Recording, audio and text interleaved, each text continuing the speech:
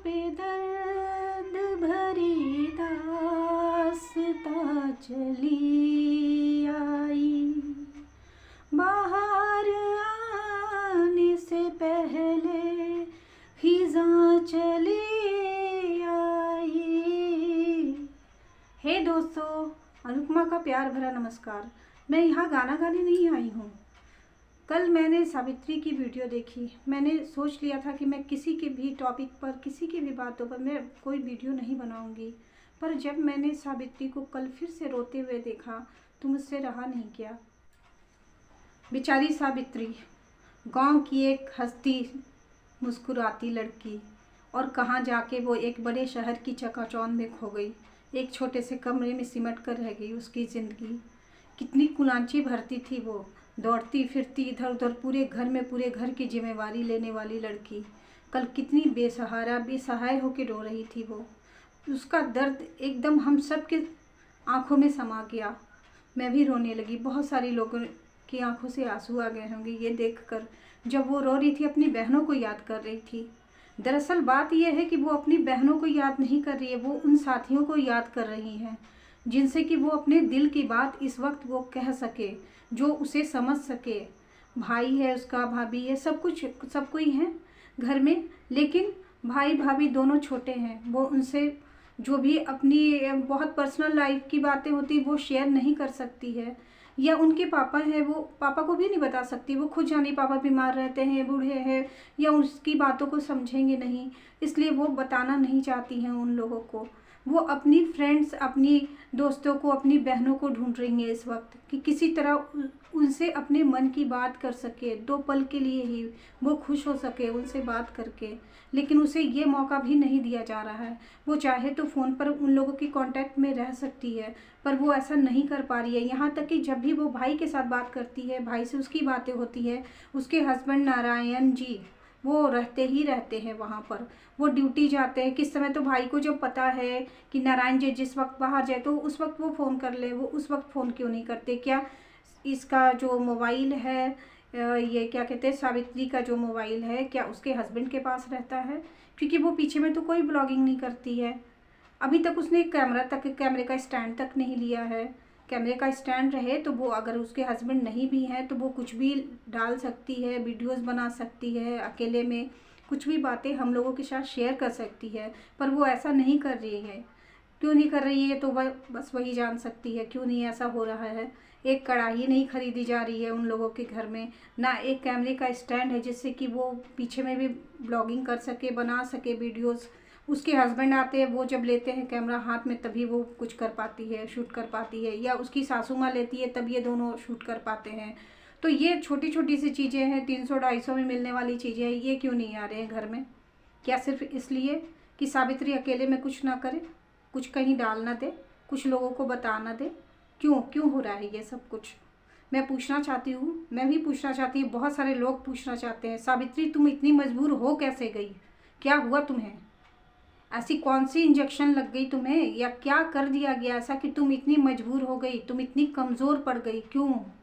वो शहर नया है तुम्हारा। तुमने खुद ही कहा था 2 साल से तुम्हारी शादी की बात चल रही थी, 2 साल से तुम्हारा सारी बातें भी तुम्हारी होती थी नारायण जी से, और तुम लोग रुके हुए सिर्फ इसलिए थे कि सनातन की शादी नहीं हुई थी, तुम्हारे घर में कोई तुम्हारा घर संभालने वाला नहीं था, इसलिए तुम रुकी हुई थी। पर उसके 2 साल में क्या तुम्हें कुछ भी नहीं पता चला? मुझे याद आती है वो बात, तुम्हारी शादी के समय जब रस्म रिवाज स्टार्ट होने वाले थे, तुम्हारे भाई लेकर आए थे तुम्हारे लिए जेवर वगैरह, जो भी ज्वेलरी लेकर आए थे, तो तुम बहुत रोई थी। तुम्हारा वीडियो भी आया था, बहुत लोगों ने देखा उस चीज़ को, तुम्हारा रोना भी देखा। फिर उसके बाद तुम बीमार हो गई। ऐसा क्या हुआ था सावित्री? बताओ, हम सभी को बताओ, ऐसा क्या हुआ था उस वक्त जब तुम बीमार हो गई थी? और बात सिर्फ वो नहीं थी जो हम लोगों को दिखाया गया, बात कुछ और थी। हो सकता है कि उसी वक्त तुम्हें मकान बिकने की इन्फॉर्मेशन दी गई हो, क्योंकि अब तो तुम्हें जाना ही था, तुम्हें सब कुछ देखना ही था, तो तुम पहले से प्रिपेयर हो जाओ, इसलिए तुम्हें वो इन्फॉर्मेशन उस वक्त दी गई, जिसके कारण तुम टेंशन में बहुत, हमने देखा है तुम्हारी वीडियोस को, बहुत रो रही थी, तुम दवाएं नहीं ले रही थी, खाना नहीं खा रही थी। ऐसा क्या हो गया था? शादी तो तुम्हारी मर्जी से हो रही थी ना, तुमने ही कहा कि तुम्हारी मर्जी से शादी हुई है, तुम्हारे भाई ने कोई ज़बरदस्ती नहीं की है, तो फिर ऐसा क्या हो गया था उस वक्त? जब तुम इतना रो रही थी तो क्या यही बातें तो नहीं थी जो अभी तुम्हारे सामने आ रही है, हम लोगों के सामने आ रही है? तुम्हें वो बातें पहले ही पता चल गई हों जिसके कारण तुम इतना रो रही थी? अगर ऐसा कुछ भी है सावित्री, हम सब तुम्हारे साथ हैं। माना कि हम सब तुम्हारे रिलेटिव नहीं हैं, तुम्हारे लिए कोई कड़ा स्टेप नहीं उठा सकते हैं, लेकिन जब तुम आगे बढ़ोगी तब हम लोग सभी लोग साथ हो जाएंगे तुम्हारे। यूट्यूबर की जो भी फैमिली है, तुम यूट्यूब पे ही रहती हो ना, तो यूट्यूब पे ही तो तुम्हारी फैमिली बन गई ना, हम सब अपने हो गए ना, तुम्हारे भले के लिए कह रहे हैं ना। तुम एक स्टेप उठाओ, पीछे 10 स्टेप उठेंगे तुम्हारे लिए, 10 हाथ उठेंगे तुम्हारी मदद को, हेल्प को।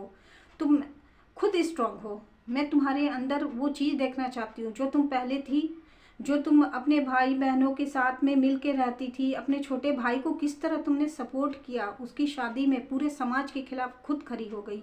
आज तुम अपने लिए भी खड़ी हो जाओ, मैं ये चाहती हूँ। आज क्या हो गया तुम्हें?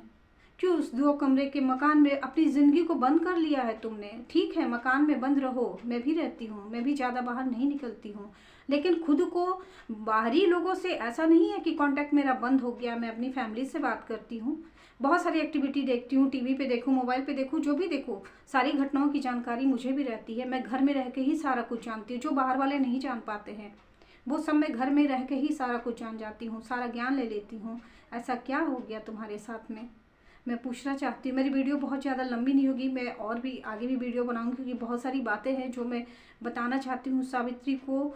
और मैं चाहती हूँ कि तुम ये वीडियो देखो, तुम मेरी छोटी बहन की तरह हो। मैं इस वक्त मैं इमोशनल हो रही हूँ, मैं बता नहीं सकती मुझे कैसा लग रहा है। कल जब तुम्हें रोते हुए देखा ना, मुझे मेरा दिन याद आ गया, सच बता रही हूँ। मैंने भी सही समय पे स्टेप नहीं लिया, जिसके कारण आज तक उसका परिणाम भुगत रही हूँ मैं तुम्हें कहूँगी, तुम्हारे बीच कोई तीसरा ना आ जाए, इससे पहले तुम संभल जाओ। तुम अगर समझ चुकी हो, सारी बातों को समझ चुकी हो, तो तुम स्टेप उठाओ। हम सब हैं, तुम्हारे भाई को भी समझाया जा रहा है।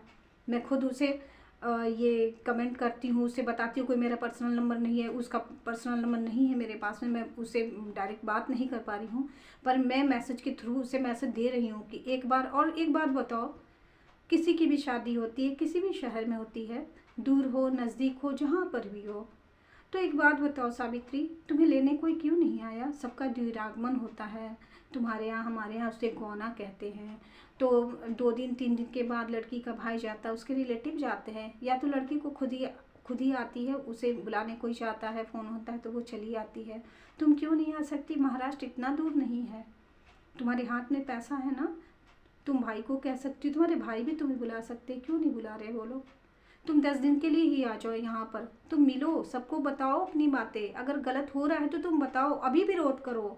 अगर तुम्हारे बीच कोई तीसरे से मेरा मतलब है कोई बेबी आ जाए अगर घर में, या आने वाला रहे, वो स्थिति मत आने दो।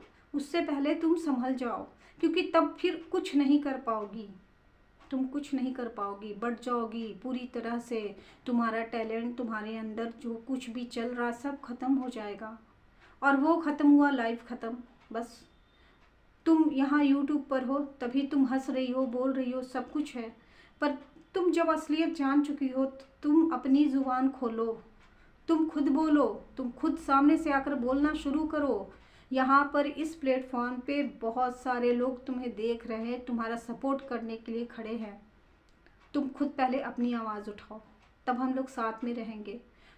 इंटरनली हम लोग ज़्यादा नहीं बोल सकते तुम्हारी फैमिलीज़ के बारे में, क्योंकि जो तुम वहाँ पर भुगत रही हो, या हमारे कमेंट्स के कारण तुम्हें भुगतना पड़ रहा है, या किसी भी तरह का टॉर्चर किया जाए, तुम्हें किसी तरह की भी बात सुना दी जाए, हम लोग नहीं चाहते हैं ऐसा।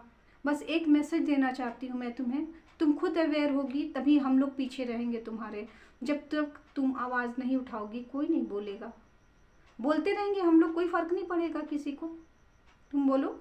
और दूसरी बात ये कि अगर तुम किसी की गलती छिपा रही हो तो तुम भी गुनाहगार हो गई, जो गलती कर रहा है वो भी गुनाहगार है, और तुम गलती छिपा रही हो तो अगले के हौसले को बढ़ा रही हो।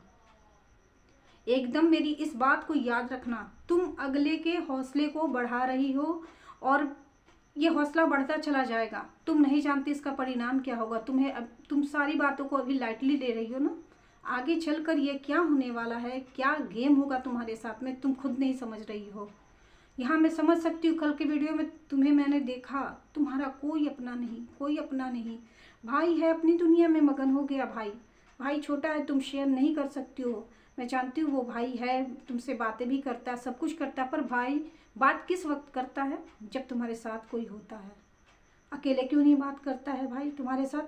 मेरा सनातन से भी कहना है ये कि सनातन, जब उसके हस्बैंड ड्यूटी पर जाते हैं तब आप क्यों नहीं बात करते हो उससे? आपको उस वक्त बात करना चाहिए ना। आप उस वक्त बात क्यों करते हो जब वो आदमी घर में रहता है? क्या सावित्री का मोबाइल लेकर वो चले जाते हैं? क्या घर में सावित्री के पास कोई मोबाइल नहीं है बात करने के लिए अपने भाई से, अपनी सिस्टर से, अपनी भाभी से या पापा से, किसी से भी? क्यों हो रहा है ये सब? आज मैं अभी इस वक्त में बस इतना ही कहती हूँ। आगे मैं फिर मिलूँगी। मैं दूसरा वीडियो भी शूट कर रही हूँ, मैं बना रही हूँ, और ये सावित्री की ही चर्चा होगी इस पर। सावित्री, आवाज़ तुम्हें उठाना होगा। हम लोगों ने तो उठा लिया आवाज़, अब तुम उठाओ, और साथ में हम लोग हैं। कुछ बुरा होने से पहले रोक लो उसको। तो फिर मैं मिलती हूँ, थोड़ी देर के बाद मैं फिर मिलूँगी। और इस वीडियो में इतना ही। अगर मेरी बातें अच्छी लगी हो तो प्लीज़ कमेंट करके ज़रूर बताना आप।